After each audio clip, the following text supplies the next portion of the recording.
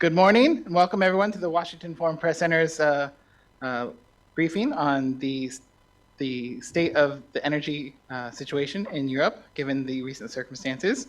My name is Jake Goshard. I'm the moderator for this briefing. As a reminder, the briefing is on the record. We will post a transcript of the briefing on our website, which is fpc.state.gov. For journalists joining us on Zoom, please take a moment to rename yourself now in the chat window with your name, your outlet, and your country.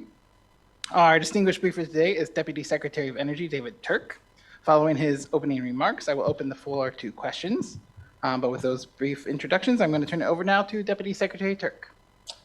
Well, thank you very much, Jake, and it's a pleasure to be with you all, those who are here in person, and I know we have a bunch of folks online as well.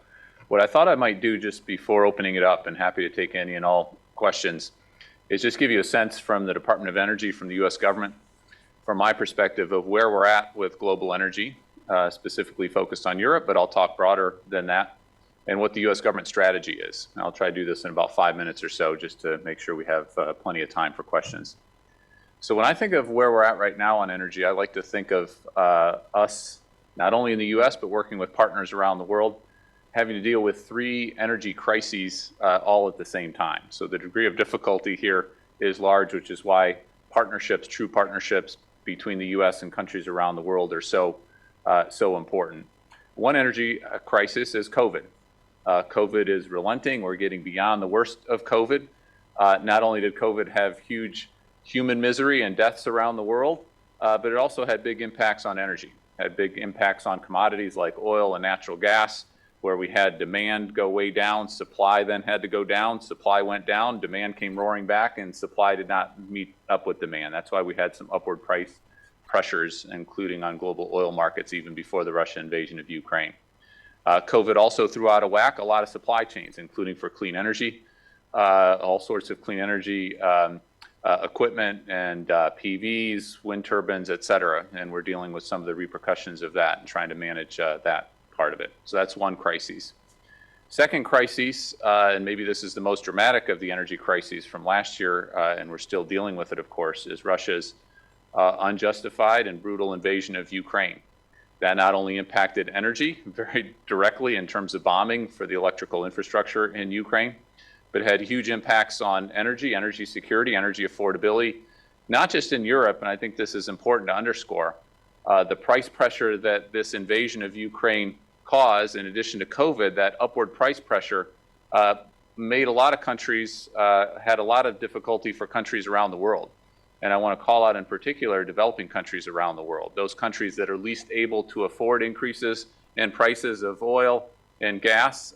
Those are the countries that felt it the worst around the world. But we, of course, felt it in the U.S. Other countries felt it, and the U.S. government has been trying to do a whole lot to try to deal with those supply disruptions, deal with those price issues on that front.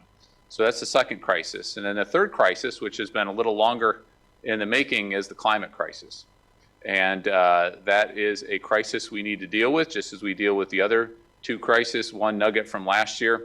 In the U.S., we certainly saw our share, and maybe then more so, of wildfires, droughts, other kinds of impacts of climate change. We're already feeling that in the U.S., but we're feeling it around the world as well. One nugget from there, just as a very tangible, stark example of what we're talking about here in terms of climate change's impact, is at one point last year, full 2/3 of Pakistan was underwater because of climate change. So we've seen huge impacts, including on energy, caused by the climate crisis. So what's the U.S. strategy to deal with these 3 crises, not only last year, but as we are in 2023 as well? So I like to think of this as a short-term, medium-term, long-term walk and chew gum at the same time. I feel incredibly proud to be part of this administration, part of this Department of Energy and the U.S. government, dealing with some of the short-term challenges, especially with the Russia-Ukraine invasion. I personally spent a lot of time, a lot of my colleagues at the Department of Energy have spent a lot of time trying to help our Ukrainian colleagues and partners in this time of particular need. I mentioned the bombing of the electrical infrastructure, the repeated bombing of electrical infrastructure in Ukraine. We, the Department of Energy, working with industry partners around the U.S., have now sent over 3 shipments. We're just in the midst of a 3rd shipment of electrical equipment to help the Ukrainians build and rebuild again their electrical infrastructure in Ukraine. We've worked with partners around the world to release oil from our Strategic Petroleum Reserve through the International Energy Agency with other countries in a time of supply disruption and real challenge last year to make sure that there was some downward pressure in prices so that prices wouldn't get too high, again, especially for countries that could least afford it, economies that could least afford it around the world. And of course, we worked hand in hand with our colleagues, our partners in Europe at their particular time in need, especially with our liquefied natural gas, LNG, going over to Europe. But one thing I want to underscore is we know our natural gas, our LNG, doesn't just go to Europe. It goes to Japan, it goes to Korea, it goes to other key countries and key partners around the world, and we want to make sure that those supplies are available to those partners around the world. So we've done a number of near-term, immediate things, trying to help work with partners, be true partners in this time of need with Ukraine, with Europe, with broader allies and partners around the world. At the same time, we can walk and chew gum at the same time, and we need to deal with and accelerate the clean energy transition. The clean energy transition is not only needed to deal with the climate crisis, but we feel like done right, it can be a stabilizing influence for energy security. It can have downward pressure and have energy accessibility and affordability around the world as well, whether we're talking wind or solar or geothermal, battery storage, you name it, hydrogen, et cetera, along those lines. So of course, last year was a historic year in terms of legislation, the Inflation Reduction Act, the bipartisan infrastructure legislation. The U.S. is investing like never before in our history in our clean energy transition, but we're also working with allies and partners around the world to help them accelerate their clean energy transition. Again, not only what we need to do for the climate crisis, but good for energy security when done right, good for affordability, good for resilience of energy around the world as well. One key area I'd like to point out in that is to make sure that we're working with allies around the world to bolster clean energy supply chains, critical minerals, but not just the mining piece, the manufacturing, the processing piece around the world. I had a trip last year where I went to a few African countries. I'll go to Latin America here in a couple of weeks, and working with partners, allies around the world. So we have diversified energy supplies, critical mineral supplies, clean energy manufacturing opportunities in a range of countries. The economic opportunity is huge. President Biden has been very clear. We want a lot of that economic opportunity in the U.S., but there's opportunities for countries, for partners, for allies around the world to benefit from this huge global clean energy transition that's going on as well. So let me leave it there, and happy to answer any and all questions. Okay, thank you for those remarks, Deputy Secretary. Before we open it to questions, a few reminders. Journalists joining us on Zoom, please make sure your name is changed to your name, outlet, and nation, and then raise your hand using the raise hand icon if you have a question. And journalists in the room, if you do have a question, wait until you have the microphone. When you have the microphone, introduce yourself with your name and your outlet before asking your question. We'll start with questions from the room, and we'll go here to Ukraine. Oh, thank you very much. Dmitry Anopchenko, DC correspondent for Ukraine and television. Sir, I got two questions. Firstly, you mentioned already the short-term support to Ukraine, just to be able to get some equipment to replace what has been damaged. But I'm more interested, Secretary Granholm told a couple of days ago that the ultimate goal, I'm quoting, is to help Ukraine to build a new war-proof distributed power grid. Is it a long-term goal or something may be done, during the war times? And second, if I may, it's extremely important to stop fighting around nuclear power plants. Do you support the idea that International Atomic Energy Agency might, take Zaporizhzhia power plant under the control? Is there any cooperation or coordination with the United States or Department of State? Thank you. Great, thanks for the question. I'll take them in turn. One, we are proud to help support our Ukrainian colleagues and partners in this time of immediate need when their infrastructure is being literally blown up again and again. And not only the Department of Energy, but USAID, our State Department colleagues, and a unified all-of-government kind of approach. As Secretary Granholm and others have been clear, we also want to support Ukraine for the long haul, including on their energy and electrical systems. So there are ways to do more decentralized generation, including using renewable resources that have some energy security, some resilience benefits associated with them as well.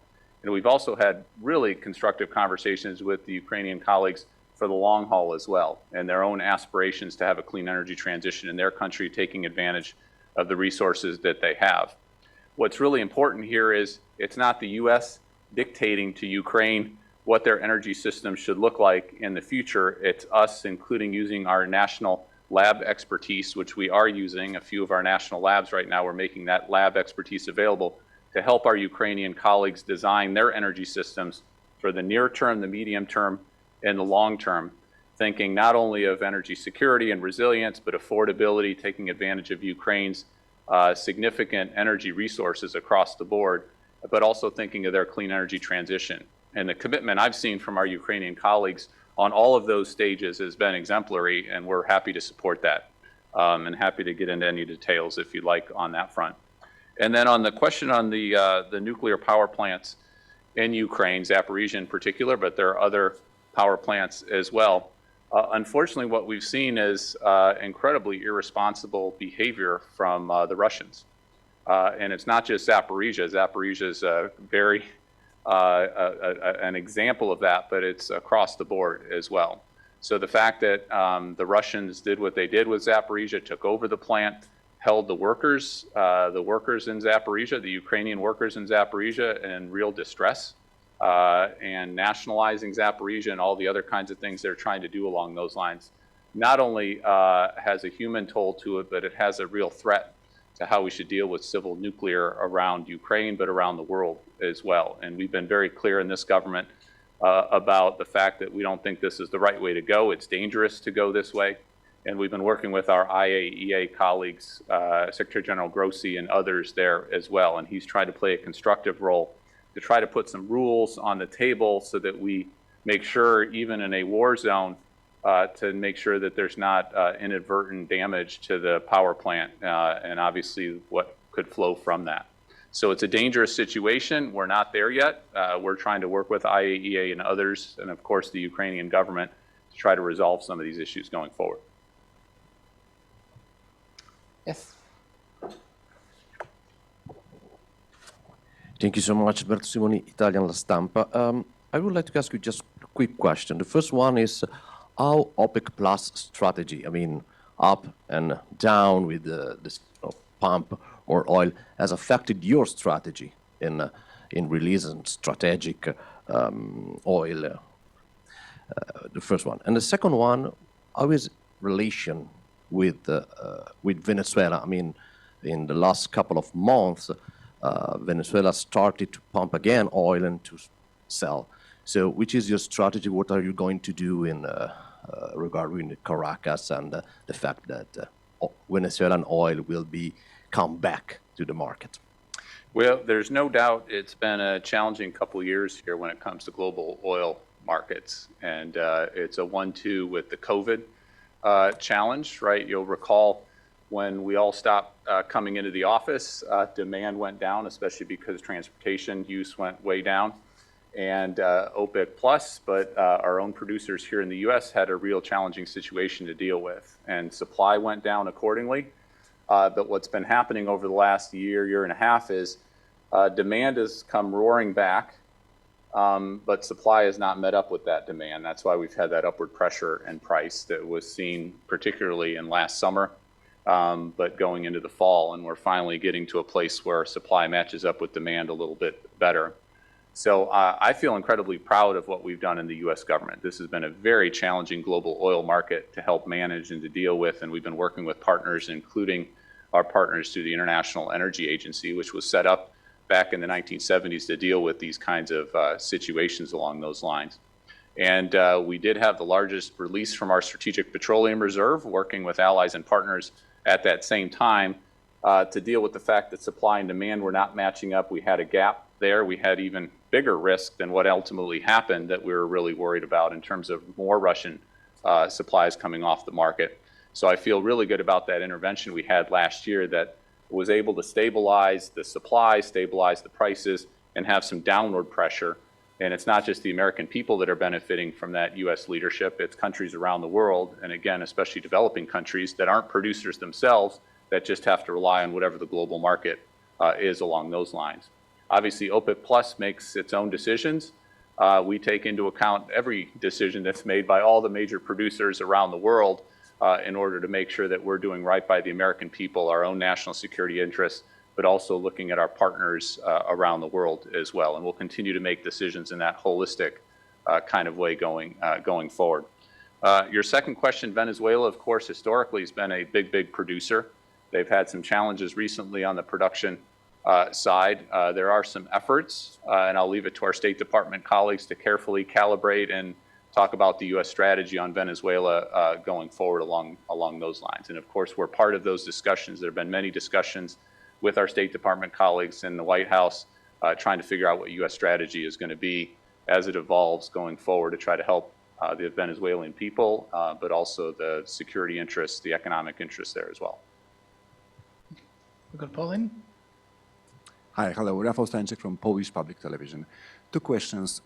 Do you agree with the statement, with the opinion that this winter was relatively easy for Europe because the gas storage in many countries were pretty full? And the big challenge will be the next winter. And the second question on Poland. Poland is called the military hub for Ukraine. Do you think it could become an energy hub for Ukraine, but also for the Eastern Europe? Thank you. Yeah, thanks for the question. And your first question, I think we've both been, and credit to our European colleagues and partners, I think we did what we needed to do to deal with this winter. But we're also lucky at the same time. And it's good to be prepared and it's good to be lucky, but we were lucky for this winter. And I think next winter is going to be even more challenging. And we've had our eye on that ball from the U.S. government side for many months. Secretary Granholm was part of a meeting with other ministers through the International Energy Agency. There's been a report and analysis done by the IEA Secretariat working hand in hand with the EU, DG Energy, and others in the European Union, and Poland, of course, directly in other countries on preparing for next winter already. We won't have that Russian gas coming in to fill up the coffers, to fill up the storage as we had it for this past winter. And we're going to need to make sure that we have those sources coming in, building those supplies back up. Now we're going to start from a higher level because it was a mild winter in Europe, and that helps. But we really need to keep our eye on the ball. And it's not just next winter, it's the winter after that as well, especially before some of the bigger LNG export facilities come online. It takes about 3 to 4 years for these big export facilities to come online. So we've got a gap here of a few years that's going to be a real challenge, and we're going to need to work that. And of course, as I mentioned in the outset, it's not just Europe that depends, although increasingly depending on U.S. natural gas, but it's also countries like Japan and South Korea and others as well. And we want to make sure that those countries have stable, affordable energy supplies as well. So a lot of credit goes to our European countries and colleagues for dealing with this crisis, including trying to make sure that they're using the gas that they have as efficiently as they possibly can and making sure that we shepherd those resources at the same time of leaning into the clean energy transition and building out even more offshore wind, even more solar, even more storage, building the hydrogen economy that can help diversify and make sure we have more resilient energy supply. So a lot of real credit on that front. And then Poland deserves, in my opinion, an awful lot of credit on many fronts. And I think our president spoke very eloquently when he was in Poland last week or the week before, just a few weeks ago on the anniversary of the invasion, the continued invasion of Ukraine, not just the first time of the invasion in Ukraine. And I think Poland is and can be an even bigger powerhouse when it comes to energy, including on the clean energy front. And we've had a lot of good conversations, and there's some action on the nuclear side, civilian nuclear side in Poland, between Poland and the U.S. and U.S. companies along those lines. But I think there's a lot of opportunity and capability in this new clean energy transition for Poland as well. So I think Poland's situated incredibly importantly, and the leadership will need to continue from Poland for us to be successful on many fronts. Any other questions in the room? Yes, Effie? Paula Escalada from FN News. I have a couple of questions. How has affected specifically the war to accelerate the clean energy transition in the United States, but also globally? And I would like to know also your opinion about the fact that Spain is one of the countries that is resisting better the energetic crisis. Yeah, thanks for the question. So there is no doubt in my mind, and I've studied energy for many, many years, we are in the midst of a clean energy transition, a global clean energy transition. And there's also no doubt that we need to accelerate that further, certainly to achieve our climate objectives that we've all laid out to, we've all agreed at the Paris Agreement in order to be successful along those lines. And we don't need to just accelerate a little bit. If you look at the numbers and where we need to go, we need to accelerate dramatically, pace and scale all around the world as well. But I think we can get a huge amount of economic benefit, energy security benefit, affordability benefit if we do it right and we do it aggressively and really lean in on that front. 2022, I think, will go down as a very pivotal year, including for the global clean energy transition. And I think what you saw in 2022 is a lot of countries leaned in on their global clean energy transition, not only because they want to be responsible countries to achieve the climate objective we all share, but a lot of countries are seeing the economic security and the affordability benefits of leaning in on the clean energy side of things. So what we saw is a dramatic increase in some of the numbers in Europe and other countries around the world, not just in terms of deployment that happened in 2022, but decisions, policy decisions, other decisions, business decisions that we'll see the benefit of in 2023 and 2024 and 2025. So one nugget there for you is colleagues at the International Energy Agency had to increase their estimate of global installation of PVs around the world by 30% from their estimate that just came out a few months ago from where they were a year ago. So that's taking into account all of the different changes that happened in 2022, again, because energy security benefits from solar PV, from actually having PV installed in your country. It's not like a dictator can come from a nearby country and put a big solar shield over your country if you've got PV built out or wind turbines built out or solar or battery storage or hydrogen built out along those lines. So we saw an estimate of a 30% increase just from a year time period with all those additional data points. That just gives you an example of the transition accelerating. In the US, we had historic legislation passed, the Inflation Reduction Act and the bipartisan infrastructure legislation. That is 10 times bigger in terms of the funding than we've ever had in the US for clean energy, for climate efforts across the board. All the tax incentives, $369 billion at a minimum of tax incentives. It could be even more than that if more consumers take advantage of it, businesses take advantage of it. At the Department of Energy, we were given $100 billion alone to spend on all sorts of programs, hydrogen hubs, building out geothermal, wind, storage, building out our grids, building out transmission. That in itself is a huge, huge data point and will be a huge catalyst, not only for our own clean energy transition here in the US, but globally as well. And of course, Europe with Fit for 55, all the efforts that are going on in Europe, Japan, South Korea, Australia, countries around the world really stepping up. And again, I think the big thing that countries realized, political leaders realized in 2022 was it's not only what you need to do for the climate benefit and to deal with our climate crisis, it's going to help you on energy security, it's going to help you on affordability, done right, done in a smart way, and done in a partnership kind of way as well. And of course, Spain, we need Spanish leadership, we need leadership across Europe, we need leadership across the world to really take advantage and to embrace that. But it's an eyes wide open embracing of the benefits that come from these clean energy technologies. And I think that's what's exciting, and I think that's what's the real game changer. In 2022 was a pretty watershed year for that. Yes, remember to state your name and outlet. Thank you. Mia Chen with Radio Free Asia. I'm going to focus on China. I got a couple questions. The first is, like, for your knowledge, has China benefit from this Ukraine war energy-wide? And the second is, like, the White House and State House has been talking about cooperations with China on global crises like climate change. And has the Energy Department worked with the Chinese counterpart in terms of, cooperations on energy or climate? And, like, can you share more about that? And the third, since you mentioned COVID, could you talk more about, like, the conclusion of COVID origin, like, broke the news last weekend? Thank you.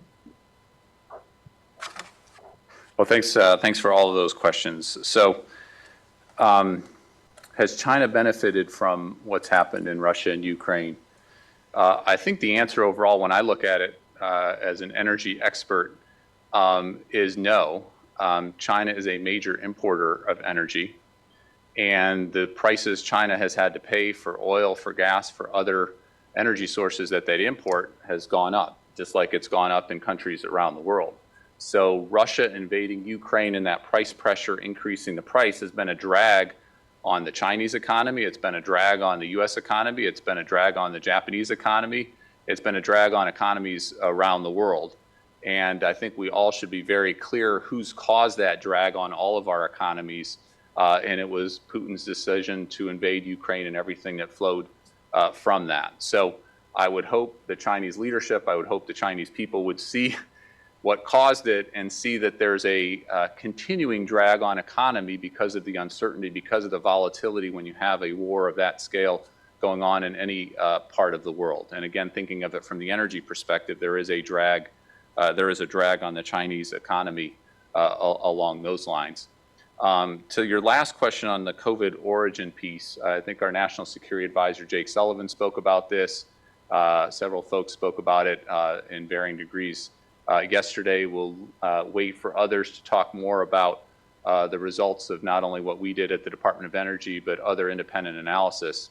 The one thing I'd say here is I feel incredibly proud to be part of a government, not only at the Department of Energy, but part of this administration that wants to get to the truth and wants to have really smart people like our folks at the National Lab who are involved in our study look at this, look at the best information, look at the best evidence, and really come to ground truth about what happens so we can all avoid situations like this going forward. I would hope, again, the Chinese government would do the same, and I know we've been frustrated very much about not having independent international experts come in there, have a full accounting of what's going on so we can all learn from it and avoid challenges going forward. But I'm sure we will have more to say in terms of the results of this independent, credible, extensive, rightfully so, the president authorizing these studies, mandating these studies to make sure we can get to ground truth and we can improve things going forward. Okay. I'm going to take a couple questions on Zoom real quick. Pearl, I know you have your hand up from the get-go, so we'll go to Pearl. If you can, unmute yourself, and if you're able to put on your camera, we'd love to see you. Able to put my camera on, but I hope to meet Deputy Secretary Turk in person in the future here. So I really appreciate you taking the time to be available to us. I listened very intently to your opening remarks, and so I have a few questions here regarding Africa. Okay, so following the first one I have for you is, I have a few, but this is the first. Following on from the US-Africa Leaders Summit and diminished energy supply access for European countries, please help increase my audience's understanding of how the war in Ukraine is linked to Africa in terms of global energy supplies. Now further, second part, several Biden-Harris administration officials have traveled to Angola. Last week, First Lady was in Namibia, a country with one of the US's largest solar projects. We've seen China's Vice Premier travel to South Africa just about in the last 10 days. Russia's foreign ministers traveled to several countries on the continent. And this week, French President Emmanuel Macron will be on the ground in person in Angola, and energy is on his agenda. Could you speak to how your executive office views the great power contest in the face of China and Russia's influence in Africa and linkages to energy, and especially as we see companies like Eni, Cabinda Soyo, Total, have and continue to have interest in Angola, Namibia, Mozambique, and other countries. So what is the US's interest in Angola? And then if you have time, could you comment on the disparity between Southern Africa having some of the largest oil and gas resources to have energy challenges in South Africa and Zimbabwe, where people are experiencing electricity shortages and going hours and hours and hours without power? Thank you, Deputy Secretary Turk. Well, thanks, Pearl, for all those questions. And I mentioned I've recently been in Africa, in South Africa, and then Ghana as well. and been part of many, many conversations, including leading up to the Africa Leaders Summit and then after the Africa's Leaders Summit about what the U.S. government can do to be a true partner, an enduring partner with individual countries, but with the continent, and most importantly, for the benefit of the people of the continent. So let me answer all of your three questions. So first, what impact has Russia-Ukraine had on people and countries in Africa?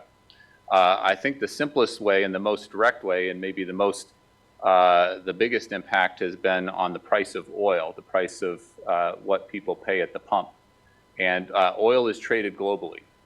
And when Russia invades Ukraine, Russia is a big producer of oil. It brought in a whole lot of volatility and worries about global markets in terms of how much oil would be out there globally. And so what that did is it caused prices to spike up for global oil, and then that impacts how much everybody pays for gasoline at the pump, whether in South Africa, whether in Ghana, whether in the US. It's a global price with some regional fluctuation along those lines. And so this extra volatility that President Putin put into the global system caused these price spikes, caused significant increases in price that made energy made energy more expensive for consumers around the world. And I think it's useful to think of this as a drag on the economy. It caused not only what you pay at the pump to be higher, but that price factors into an awful lot of inflation, an awful lot of inflationary pressure in terms of how much it costs to get products from one place to another. All of that increases in price. So a significant part of the inflation that all of our countries have been suffering from is caused by Putin invading Russia, invading Ukraine, and causing that volatility in the global oil markets in particular. There's been some other impact, including supply chain more generally, including for some of our clean energy PV and wind and other kinds of products as well. Secondly, what's the interest? And there are a lot of folks visiting Africa, different African countries, et cetera. What I'll say is I'll speak to the U.S. strategy and what we're trying to do. And I think the president has spoken about this incredibly eloquent, Secretary Blinken over at the State Department, and others of us as well. I like to think, and maybe the U.S. hasn't lived up to this standard all the time in our history, but I feel proud to be part of an administration that really wants to work in true partnership with countries in Africa and countries around the world. I think there's a huge, huge opportunity for countries in Africa with this clean energy transition and the clean energy revolution and the vast amount of materials and products and manufactured goods that we're all going to need if we're going to be successful in this clean energy transition going forward. And I think it doesn't just, and I think this may be the difference between the U.S. strategy and maybe some other countries out there, it's not just about coming in and mining. The conversations I had in South Africa, the conversations I had in Ghana were about advancing up that manufacturing supply chain. So it's not just the mining, it's the processing, it's getting more benefits, rightfully so, from countries in terms of their natural resources, doing it in a transparent way, doing it in a way that benefits the people. There's an opportunity there, but it's going to take true partnership. It's going to take a real working year in and day out, year in and year out. But I think there's a huge, huge opportunity space along those lines. And the hope is that there is this true partnership. It's not just another exploitation of resources. There's a real ability to do this in a way that works for South African people, more generally across the continent as well. South Africa has had some challenges, and I was there meeting with the ministry, but meeting with others, Eskom and others, on the electricity shortages that are happening in South Africa, especially a country that has a huge amount of resources, including solar resource, including other resources as part of the clean energy. And we are working in partnership with South Africa. We'd like to work even more in partnership with South Africa, bringing our national lab expertise to the table, helping South Africa achieve its own objectives, including in the clean energy transition, but doing it in a true partnership kind of way. And that's the spirit of what we're trying to do on that front. One other nugget I'll throw out there, both from COVID and Russia's invasion of Ukraine. For the first time in recent memory, we actually went backwards on bringing electricity access around the world, and especially in Africa. So we haven't been making as much progress as we need to make for the sustainable development goals that we've all agreed to. but over the last couple of years, we actually went backwards.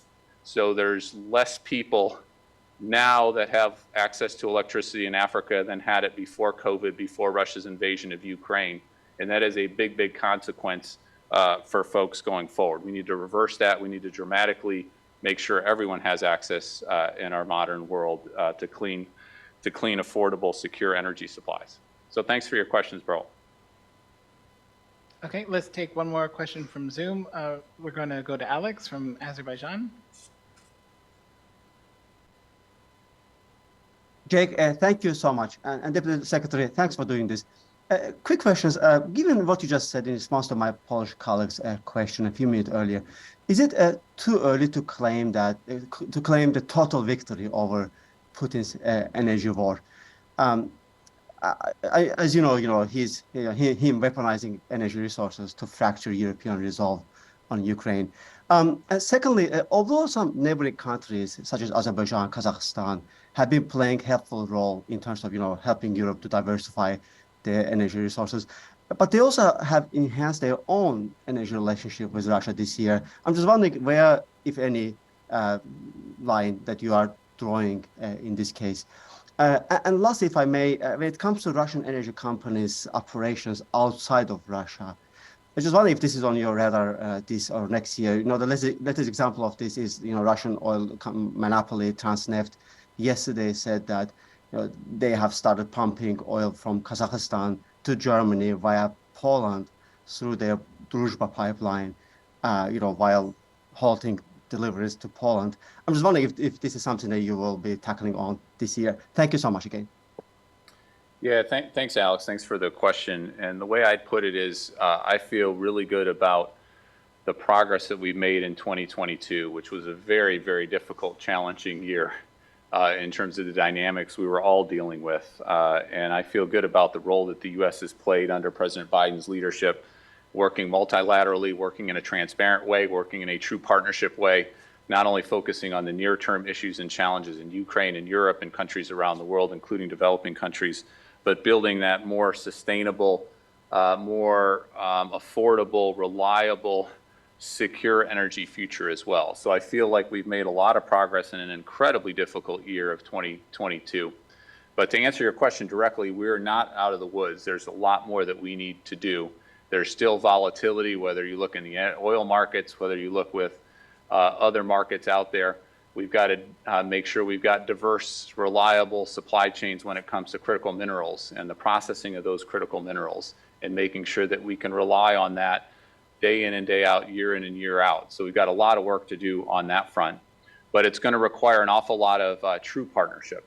And I think that's the spirit in which I feel like our country is trying to engage with other countries going forward. And I think what countries are seeing is who are their true partners, who are their partners in times of need, who are the partners that they can rely upon for the long haul. And I think a lot of countries are looking at Russia and distrusting that there's a true partnership approach there, at least with the current regime in Russia. And so those who want to work together and want to have mutually supportive true partnerships, there's a group of countries that I think are eager for those kinds of relationships and discussion. But what we can't happen is what Germany and others in Europe did previously, is rely on one country, a dictator, a dictatorship that is not a true partner, and Europe had some real repercussions from that. And I think there's a lot of lessons learned coming from that. I think there's lessons learned. Leaders are looking across the board at their own energy security, who are their true partners out there. And I think that's what we need to consolidate, we need to focus on in 2023, and build the clean energy, the reliable energy, the affordable energy, the universal electricity access that we need to for the future. So thanks for your question, Alex. Okay, and we have one last Zoom question from Rahim, Kurdistan 24. Rahim, if you can unmute yourself.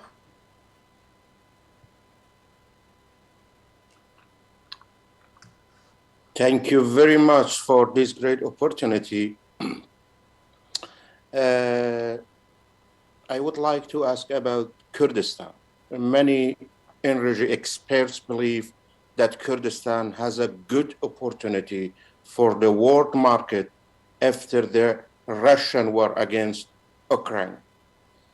How do you think about this, and how do you describe your relationship with Kurdistan Regional Government of Iraq in the energy sector? Thank you very much. Well, thanks for your question. And I think there's a huge opportunity, not just for Iraq and Kurdistan and others around the region. There's a real opportunity for every country around the world. And when there is volatility, when there is dynamicism like we've seen in 2022 and will continue in 2023, those countries with leaders who are accountable and responsible to their people, looking to build transparency, looking to build long-term relationships, country to country, region to region, business to business, in terms of providing that stable, transparent, rules-based system for folks to make investment. I think there's huge opportunity for a lot of folks. And one thing, hopefully it's come clear through our discussion here, but more generally, there's a lot of opportunity to make a lot of money in energy, especially in this clean energy transition, in a true partnership kind of way. And that's good for energy security, good for affordability, good for sustainability of energy use going forward. And I think the leaders that I respect the most in this space are not only looking at the near-term opportunities and benefits for their people, but looking medium and longer term as well. And maybe there's not been as much focus of that medium and longer term in terms of utilizing the full range of energy assets that countries have going forward. Thanks for your question. And we'll go to the last question here to Ukraine. Oh, thank you very much. Sir, one more important issue. In a couple of days, it will be 3 months since the moment when the price cap on Russian oil was approved. So I'm really interested in your personal opinion about the effectiveness of this step. And, you know, from this podium and from other American officials, we were told that one of the goals is to decrease the money which Russia can spend financing this war. Do you think that on some moment it will be the moment when we should review the effectiveness and maybe decrease the 60 per gallon price cap? So I think it's been a remarkable achievement. Our country working with others in Europe, working with the G7, working with other partners, even those partners that are not officially part of the price cap, we've had an awful lot of discussion with them to try to make sure that this system works for everybody. And what we're trying to do with the price cap is have this be a mechanism to not disrupt global energy supplies, to keep supplies as affordable as they possibly can be around the world and secure they can be around the world, but to avoid as much as we possibly can revenue coming into the Russian coffers to keep fueling the war. And what we've seen over the last several months, as the price of oil has gone down, the price of gas has gone down, that the profits for Putin have gone down as well. So we'll need to keep very vigilant on this. There are mechanisms designed into the price cap for countries to get together and assess is the right level. For the crude oil price cap that came in several months ago, the more recent one was dealing with oil products as well that came in. And there are mechanisms, there will be discussion whether those need to be adjusted going forward. But so far, and due to this partnership of many countries around the world, I think we've been able to manage this in an incredibly productive, constructive way. And the benefits of this regime have not just flowed to those countries directly participating in the price cap. One thing that I don't think gets as noticed is that's kept the price pressure down. And that's benefited countries around the world. It's benefited India, it's benefited countries in Africa, it's benefited countries in Latin America. So the more we can keep prices low, that's good for our global economy. It's also good to avoid those revenues coming into Putin's war machine. And so we've been able to manage that over the last several months very well, but we'll need to keep vigilant about this. This is still a dynamic, volatile market, and we'll need to deal with it in a thoughtful, eyes wide open, and in a partnership model. And that's what we've done with the price cap. Okay. Well, in the Q&A session there, Deputy Secretary Turk, I'll leave it to you to offer any closing remarks or thoughts. Well, just thanks for your time and attention, and certainly more than happy to follow up with any of you in terms of what we're trying to do from the Department of Energy. 2022 was a volatile, pivotal year in global energy. And we hope it's a springboard for accelerating the clean energy transition to have affordable energy supplies around the world to make sure that they're resilient energy supplies. And one thing I hope you will see from the U.S. And talking to the people that you report to in your various countries is this true partnership. I feel incredibly proud that we're a country that aspires to that true partnership model. It may be that we don't always succeed on that, but that is the aspiration.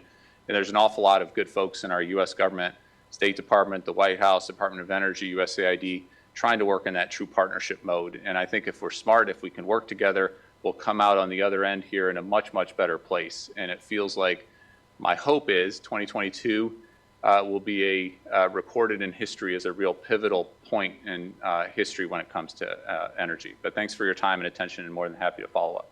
And thank you, Deputy Secretary of Energy, Turk.